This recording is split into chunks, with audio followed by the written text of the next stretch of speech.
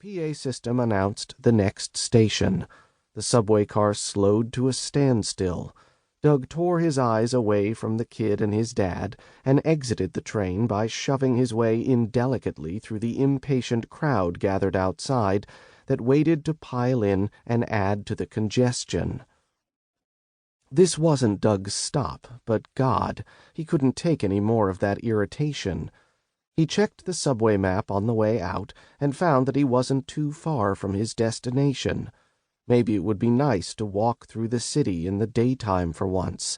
Perhaps it would be pleasurable not to clothe himself in the night and to catch a few rays. Yeah, like that was ever going to happen. The surface was bright and milky.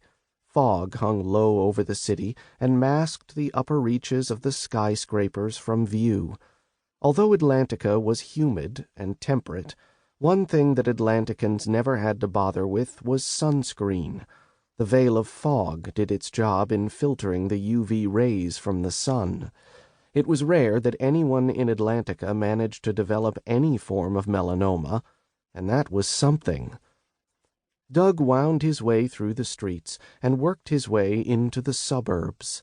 He stopped at a convenience store along the way and bought himself some beef jerky and a can of soda. Although the boy had irritated him, it gave him a hankering for something bubbly and sweet. Eventually, he arrived outside Sadie Turnberry's mansion. He pressed the call button, and a gruff voice responded. He announced himself, and after a moment of deliberation, a buzzer sounded.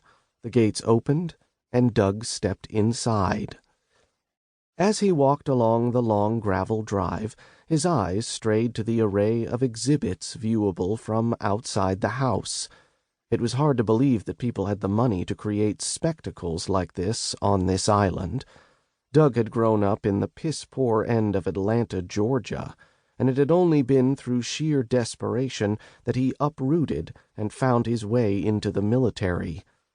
Money had always been sparse, and although he now made a modest living doing what he did, he wondered if it would ever amount to the grandiose stature of the clients he served. He accepted that he was simply a grunt.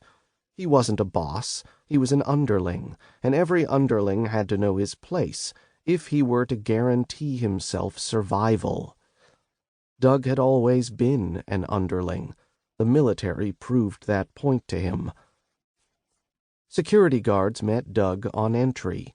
They checked his ID and patted him down and confiscated his weapon. They were rough and unkind in their check, and Doug couldn't blame them.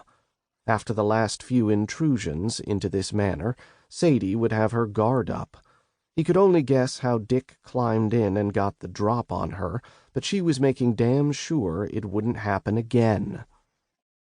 Guards chaperoned Doug through a corridor lined with terrariums that glowed in shades of hot white light and UV depending on the exhibits. At one point, he passed the thick glass paneling that housed the Siberian tiger that was Sadie's pride and joy. When they reached Sadie's bedroom upstairs, the guard knocked 3 times before letting himself in. Sadie sat upright in her bed with her pet ocelot curled up beside her. She looked awful. Her hair was greasy and unkempt, her eyes were dark and bruised, and her cheeks were gaunt. She looked as though she hadn't eaten or slept in days. Sadie glared at Doug, but remained silent until the guards closed the door behind them. One guard remained, standing as a silent sentinel in front of the door. "You look good," Doug lied, breaking the silence. Sadie's lips thinned.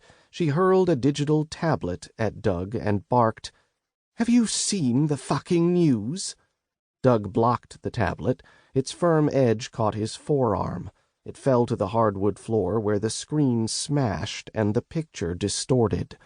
Even through the messed-up pixels, Doug saw Sergei Petrov's image staring back at him. Doug shrugged. So what? He's out of the picture. Sadie shrieked as her fingers curled near her head in frustration.